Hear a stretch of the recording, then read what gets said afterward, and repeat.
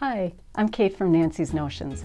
Have you ever cut and pieced quilt blocks, particularly triangle quilt blocks, that become misshapen and stretched and you become totally frustrated? Cutting and piecing half square and quarter square triangles can be challenging. With the No Hassle Triangles gauge, it becomes really easy. The gauge gives you absolute accuracy both in the marking, cutting, and then finally stitching of your half square and quarter square triangles.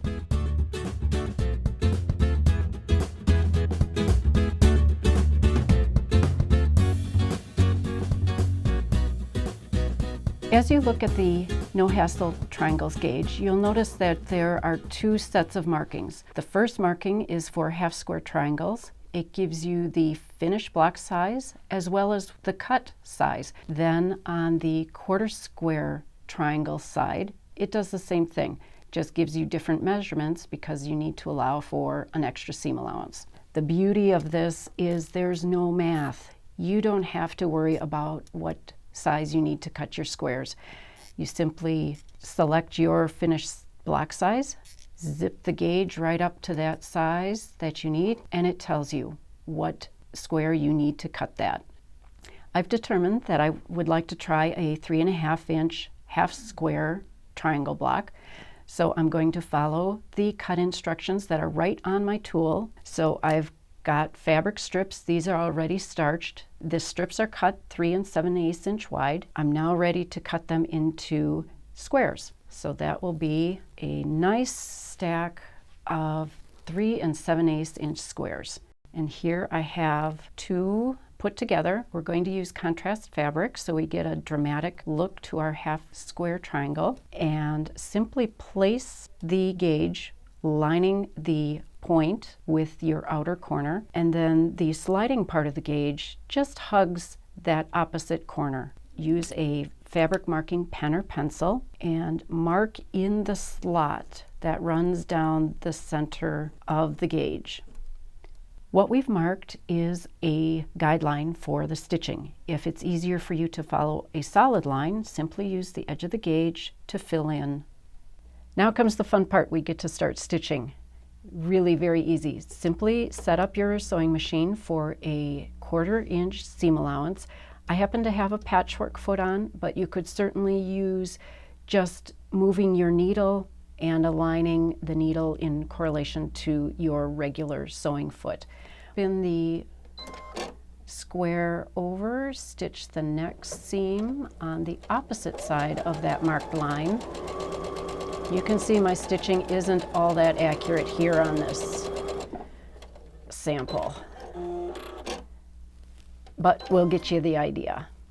So once the stitching is complete, we're ready to cut. Very easy. We've drawn our cutting line already. Once both lines of stitching are complete, line up your cutting ruler and simply cut apart, and we have beautiful half square triangles. So let's go press. The Quilter's Cut and Press is really handy for this little project. I'm going from cutting right to pressing, and we're going to press to the darker side. So these are both light colors, so we're going to go to the gray just because it's a little bit darker.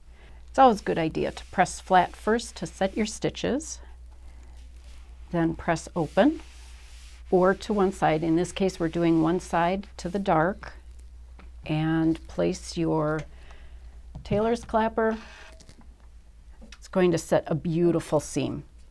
For the quarter square triangles, we're going to do much the same thing. For the same size, 3.5 inches, we need a 4 1/4 by 4 1/4 inch square. So we'll start with fabric that's been starched, cut 4 1/4 inch wide strip, and then cut that into 4 1/4 inch squares, just like I have here. Marking couldn't be easier.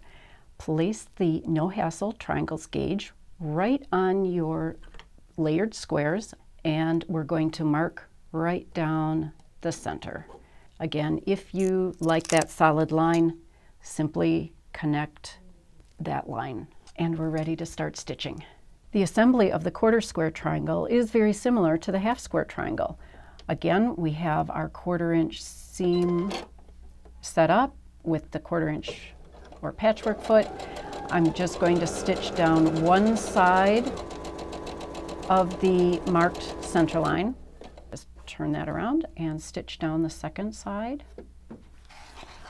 And cut right along your marked line. And we're going to press to the dark side. That is dark side of fabric. Quick press flat. Press open, press with the clapper, and you'll repeat that for the remaining triangles that you've got. Let's go back to the cutting surface. It's a little bit firmer. This time, to create the quarter square triangle, I'm going to place one half square triangle right side up. The second one is placed right side down, so you have right sides together, and we're going to align the blocks on top of each other so that those seams nest. Then we're going to take a look at our no hassle triangle gauge. Our block has changed size. It's now truly a half square triangle block. So we're going to use the notch for the half square triangle to do our second set of markings. Again, line up the outer corner of the tool and the inner corner of the sliding gauge and mark all the way down the center of the block, and then connect the line into a solid line. I do find it's easier to follow that solid line down the center for stitching. And you could pin if you want. I find with having the fabric well starched, it doesn't slide on me and I can stitch right away. And again, a 1/4 inch on either side of that center line. We're going to cut right on our drawn line,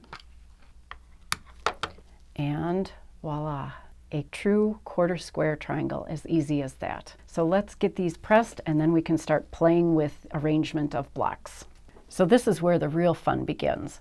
You can start laying out blocks. Here I've got just a real simple arrangement using just the half square triangle blocks, but it's really going to get fun if we start incorporating the quarter square triangle blocks.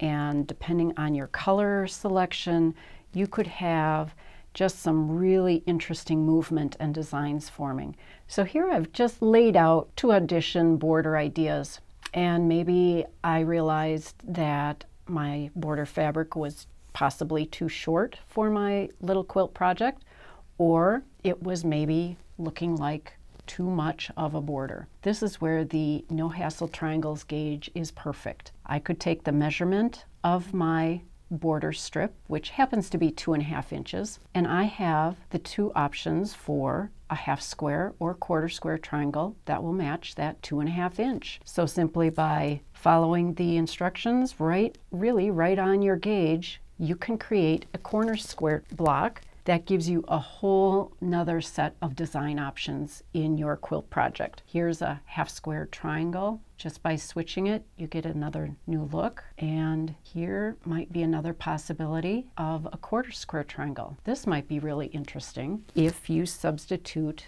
a gray border. You kind of have an interconnection. So the possibilities are endless. The no hassle triangles gauge is such a handy tool to have. I wish I had had it when I created this quilt back in, I think, 1991. I did more ripping and unstitching than I did stitching to try to get these little half square triangles as perfect as possible. I so wish I had this tool for that. The no hassle triangles gauge would have been perfect, and I would have made this quilt in a lot less time. If you enjoyed this video and want to see more like it, hit the like button and comment below telling us what you think. And if you haven't already, don't forget to subscribe. We encourage you to show us your completed project or tools in use. Feel free to post a photo on Instagram and use hashtag Nancy's Notions. Thanks so much for watching. Have you ever... Easy to use, and I am not getting my next step. No, you don't want to see me do aerobics. That's very scary. The stitching is crooked, the lining, never mind, we'll start over. Have you ever cut and pieced triangles? We're at the cutting mat. We have our cutting line, and I shouldn't be watching you. I need to be watching you.